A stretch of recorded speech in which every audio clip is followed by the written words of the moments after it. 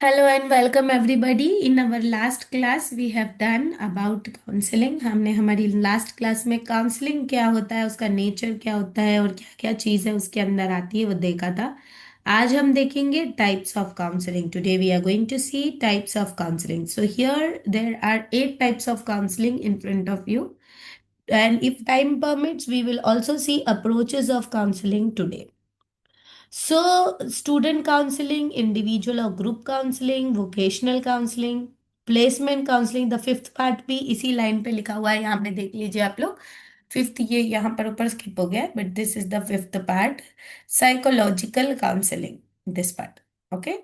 Psychological counseling, then psychotherapeutic counseling, clinical counseling, and last is marriage counseling.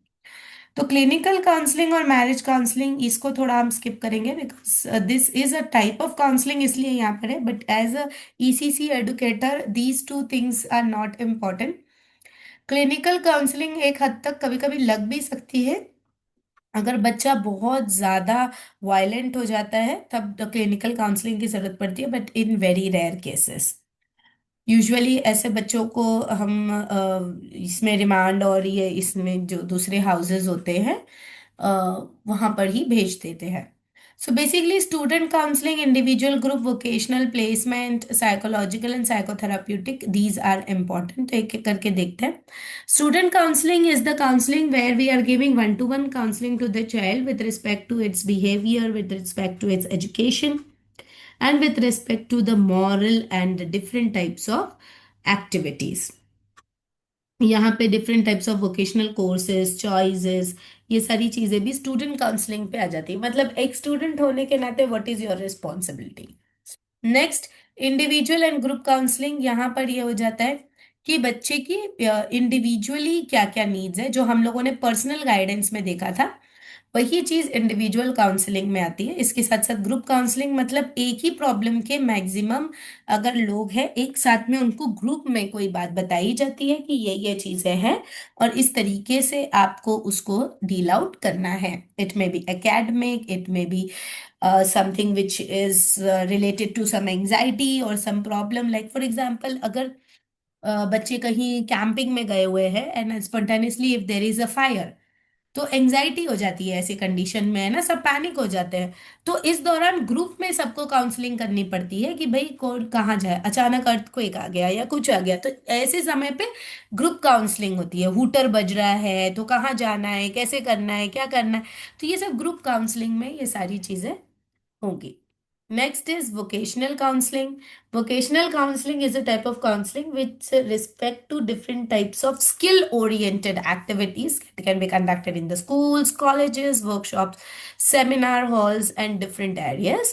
यहाँ पर जो workshops होते हैं उसके माध्यम से बच्चों को एक्टिविटीज कराई जाती है. यहाँ पर सेमिनार्स, यहाँ पे कॉन्फ्रेंसेस, ये सारी चीजें जो है वो कंडक्ट होंगी. Next, placement counselling. Placement counselling का मतलब होता है ऐसे टाइप की काउंसलिंग जहां पर जॉब की प्रोविजन दी जाती है. This is for the elderly people. तो हमारा वेकेशनल काउंसलिंग तक का ही स्कूल में जॉब रोल होता है, जहाँ पे बच्चे अपने करियर एवेन्यूज को सेलेक्ट करते हैं. इसके बाद की जो है हायर एज लेवल की काउंसलिंग होती है. यहाँ पर साइकोलॉजिकल काउंसलिंग, कुछ नेगेटिव अगर बच्चे के साथ हुआ है तो साइकोलॉजिकल काउंसलिंग ये किसी भी एज में हो सकता है. और इसके अलावा साइकोथेराप्यूटिक काउंसलिंग ऐसी होती है जहां पर मॉडिफिकेशन हो जाता है एटीट्यूड का, जहां पर थेरेपी के माध्यम से बच्चे के माइंड सेट को चेंज किया जाता है. हिप्नोजम हो गया या different types of therapies which is conducted even in the clinical counseling. This is a very high level of counseling if this is required. This type of counseling is actually a diagnosis or a treatment of counseling. Like अगर किसी को वो तकलीफ है, परेशानी है, क्या बोलते हैं उसको, जो साफ सफाई के कारण होता है, मुझे नाम नहीं याद आ रहा बिल्कुल. ओह, एक थे जस्ट स्किप हो गया मैं. OCD, yes. अगर किसी व्यक्ति को ओसीडी प्रॉब्लम है, थर्ड डिग्री ओसीडी है और ये जो भी कुछ है ऐसी प्रॉब्लम है, ऐसे टाइम पे क्लिनिकल काउंसलिंग की जरूरत पड़ जाती है. तो ये चीजें हैं, उसको समझना है. नेक्स्ट, मैरिज काउंसलिंग, ये सब आप लोग अच्छे से जानते ही हैं, इसको हम डील नहीं कर रहे हैं. So we will move on to directly towards the approaches of counselling. Approach का मतलब क्या होता है कि काउंसलिंग जो है ये एक ऐसी प्रैक्टिस है जहां पर आपको पता होना चाहिए कि ये कितने लेवल तक जानी चाहिए। That is called as an approach. ठीक है ना। Approach means you where you how deep you can go into it, कितना डीपली आप उसके अंदर जा सकते हो, दैट इज एन अप्रोच। तो काउंसलिंग की क्या क्या अप्रोच हो सकती है? एक तो देखिए डायरेक्टिव, दूसरा नॉन डायरेक्टिव, तीसरा इलेक्टिव। तीन टाइप के अप्रोचेस होते हैं, तीनों को डिटेल में हम समझेंगे।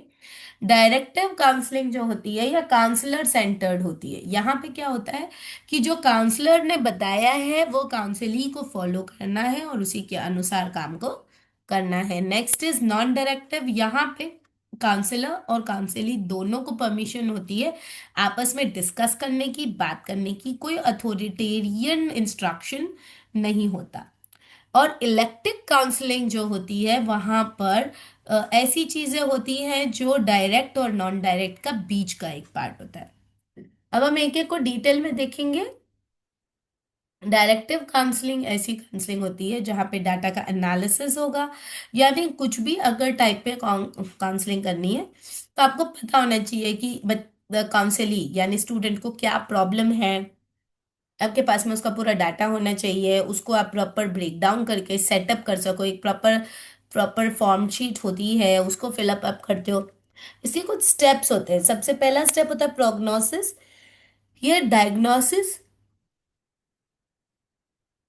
के पहले का स्टेप। डायग्नोसिस जो होता है वो आप प्रॉपर उसमें मेथड्स लिखेंगे कि भाई ये चीजें हैं और ये प्रॉब्लम्स हैं और इसमें ये सॉल्यूशंस होगा। नेक्स्ट आ जाता है प्रोग्नोसिस। प्रोग्नोसिस में सॉल्यूशंस के प्रोज एंड कॉन्स दोनों लिख सकते हैं। नेक्स्ट उसके लिए काउंसली अपनी एडवाइस लिखता है और नेक्स्ट फॉलोअप लिखता है कि कब आपको दोबारा आकर मिलना है। जो इनडायरेक्ट काउंसलिंग होती है उसमें इतना वो चीजें नहीं होती हैं। Let us understand. अब यहाँ पर सबसे पहले तो डाटा का एनालिसिस करेंगे, चेक करेंगे, फिर उसके बाद में सिंथेसिस करेंगे, उसके बाद में एनालाइज करेंगे, फिर डायग्नोस करेंगे, फिर प्रोग्नोस करेंगे और फिर काउंसलिंग को कनेक्ट करेंगे। ठीक है। तो ये प्रॉपर पूरे स्टेप्स है जिसको आप फॉलो करेंगे in the direct counselling. Non directive counselling जो है वो ये कहती है कि ये डायरेक्ट काउंसलिंग के पूरे अपोजिट में, यहाँ पे परमिशन होती है काउंसली और काउंसलर को एक दूसरे के बैकग्राउंड को समझने की, एक दूसरे को समय देने की, टाइम देने की भी पूरी परमिशन होती है। और आप ये वाली काउंसलिंग थोड़ी क्या लंबी भी चलती है बिकॉज ये नॉन डायरेक्टिव होती है। यहाँ के इसके जो स्टेप्स रहते हैं ना, ये जनरली एक प्रॉब्लम को डिफाइन करेगा, अपनी फीलिंग्स को, इसमें फीलिंग्स को भी रखा जाता है। जो डायरेक्ट काउंसलिंग होती है ना उसमें फीलिंग्स का कोई रोल नहीं होता, उसमें बस एक मतलब अगर कोई बात बोल रही है, बोला है तो उसके पीछे कोई सबूत होना चाहिए, कोई प्रॉपर पुख्ता चीज होनी चाहिए। यहाँ पे फीलिंग्स को भी एक्सेप्ट किया जाता है और इसके साथ साथ में उसके पॉजिटिव और नेगेटिव यानी प्रोज एंड कॉन्स को भी यहाँ रखा जाता है और क्लाइंट की अंदरूनी फीलिंग्स को भी समझा जाता है और उसी के अकॉर्डिंग इसको एनालाइज भी किया जाता है और उसी के अकॉर्डिंग उसके सोल्यूशन दिया जाता है। मतलब अगर कोई व्यक्ति चाह रहा है कि ऐसा हो तो उसके लिए ना वेज बनाए जाते हैं कि क्या करें कि ये काउंसली जो है वो सेटिस्फाई हो जाए। Right, that is a non directive counselling. अच्छा ठीक है, तुम्हें ऐसे चाहिए ना तो हम ऐसा ही करेंगे, लेकिन इसके लिए तुम्हें ऐसा करना पड़ेगा। देयर मे बी कुछ सम कंडीशंस, लिमिटेशंस, जो भी कुछ है उस तरह, मतलब उसको सेटिस्फैक्शन हो गया काउंसली को कि हाँ हाँ ऐसा होने वाला है। तो उसमें जो है कई बार सच्चाई भी बता देते हैं लोग, अगर छुपा रहे होते हैं तो। ऐसे हम बच्चों के साथ भी तो करते हैं कि चलो चलो ठीक है आप बताओ किसने ऐसा किया, जो बताएगा तो उसको चॉकलेट मिल जाएगी, जो नहीं बता पाएगा उसको तो नहीं मिलेगी। तो बच्चा चॉकलेट के लालच में सच बता देता है। तो this type of counselling is the non directive counselling. ठीक है। यूजुअली मैं तो अपने घर में यही चीज करती हूँ। एक बार मेरे बेटे ने कप तोड़ दिया, अब मुझे तो पता चल गया कि बेटे ने तोड़ा है, but he was not accepting. अब वो ना बड़ी बेटी का नाम लगा रहा है, इसने ऐसे तोड़ा, हमने देखा, पक्का पक्का, मेरे को तो पक्का पता है। अब वो इतना दम भर के बोल रहा है, इतना तो समझ में आ रहा था, अब उसके मुंह से निकलवाना था। तो हमने बोला ठीक है, तो जो सच बोल देगा उसको शाम को घुमाने ले जाएंगे, और जो झूठ बोलेगा उसको तो घर पे ही रहना पड़ेगा। तो पूछता है कहाँ घुमाने लेके जाओगी? तो मैंने बोला बोटिंग करने जाएंगे, अच्छा एंजॉय करेंगे, वहाँ पॉपकॉर्न भी खाएंगे और कॉटन कैंडी भी खाएंगे, ये वो। मम्मा मैं एक बात बताऊं, वो ना मेरे से टूटा था, मैंने आपको सच बता दिया, आप मुझे लेके चलोगी ना? आप पे पत तो सच्चाई तो पता चल गई। मैं बोला अरे बेटा यही तो जानना था, अपन कहीं नहीं जा रहे। अरे यार आप तो ऐसे ही करती हो। तो ये तो चलो मम्मा और बच्चे के बीच की बात है, तो हम ये नॉर्मल ऐसी चीजें हमारे साथ घर पे होती रहती है। ये तो मैंने जो आपको एग्जांपल दिया ना, अब आप अपने बच्चों के साथ हुए हुए एग्जांपल्स को नोटिफाई करो, देखो आपको भी ये सारी चीजें याद आएंगी कि हाँ मेरे बच्चे के साथ में भी ऐसे ही करते हैं हम, तभी बच्चे बता बता। वो मम्मा आपको सब कुछ कैसे पता चल जाता है? अब हम भी तो काउंसलर ही बन जाते हैं एक हिसाब से तब। उस एज लेवल पर हम उस एज को निकल चुके हैं, हमें जेस्चर्स फीलिंग्स समझ में आ जाती है, तो सोचो ये तो काउंसलर है, इनको तो कितनी ट्रेनिंग मिलने के बाद में ये चीज कर रहे होते हैं, तो उन्हें वो चीज आ ही रहा होता है काफी अच्छी तरीके से। Last type of counselling is elective counselling. ये जो इलेक्टिव काउंसलिंग है, यहाँ पे होता है कि बेसिकली जैसे लास्ट मैंने में है, आपको हाँ बताया था शुरू। कि ये डायरेक्टिव और नॉन डायरेक्टिव काउंसलिंग के बीच का पार्ट है। और इसमें क्या होता है कि इसकी जो अप्रोचेस होती है ये इस लेवल की होती है कि ये डायमेट्रिक होती है। डायमेट्रिक का मतलब होता है दोनों पोल्स इसके आपको ठीक रखने, मतलब आपको इधर इंस्ट्रक्शन भी देना है और इधर आपको सामने वाले की बात को भी अप्रोच करना है, मतलब जो वो चाह रहा है वो भी हो जाए और जो आप इंस्ट्रक्शन देना चाहते हैं एज अ काउंसलर वो भी हो जाए। तो ये बीच का पार्ट होता है, इसलिए इसको इलेक्टिव काउंसलिंग कहते हैं। अब इसके जो मेथड प्रोसीजर होते हैं, इसमें देखिए एक तो सबसे पहले आपको अपनी रैप को क्रिएट करनी पड़ती है, आपको बताना पड़ता है कि ये चीज़ ऐसा है और इसको ऐसे करो। फिर प्रॉब्लम को अंडरस्टैंड करना है, प्रॉब्लम को डायग्नोस करना है सिस्टमेटिकली, फिर इसमें केस को एनालाइज करना है कि भाई क्या और चीज़ें इसमें हो सकती हैं, मतलब जो ये चाह रहा है उसका कोई और ऑप्शन है भी या नहीं है, ये चीज़ें इसमें होनी चाहिए। फिर इसके बाद में आपको एक प्लान या एक लेआउट जो है वो इसमें देना होता है। मुझे ऐसा क्यों लग रहा है कि किसी ने अनम्यूट कर दिया है?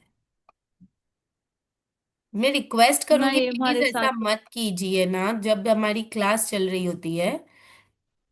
अब मत कीजिए ऐसा, आपको पता है ये सब उधर जा रहा होता है, यूट्यूब पे जा रहा होता है। अब मैं आप लोगों के डाउट्स के लिए रखती तो हूँ टाइम, फिर क्यों आप लोग ऐसा करते हो?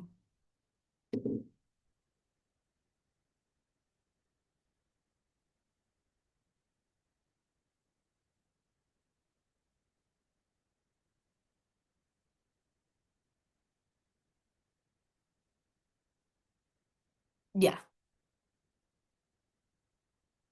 हम्म so that is the different part. यहाँ पे आप फिर फॉलोअप लेते हो, फॉलोअप यानी आपको चेक करना होता है कि चीज़ें अच्छे से हो रही है नहीं हो रही है, फिर काउंसलिंग प्रॉपर हुई है या नहीं हुई है, जो भी आपने काउंसलिंग के लिए जो सॉल्यूशंस दिए हैं या कुछ भी आपने बताया है कि ऐसे करना है वैसे करना है, तो वो सारी चीज़ें फॉलो होने के बाद में कुछ रिजल्ट आया है पॉजिटिव या नहीं आया, ये सारी चीज़ें इसमें देखना, इसकी ऑब्जेक्टिविटी को अंडरस्टैंड करना, इसमें प्रॉपर कोऑर्डिनेशन हो रहा है नहीं हो रहा है, ये सारी चीजों को समझना, ये सब जो है इलेक्टिव काउंसलिंग में आता है।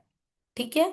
So this was about different types of counselling and approaches of counselling. Tomorrow we will see who is a counselor and what all things a counselor have to do it।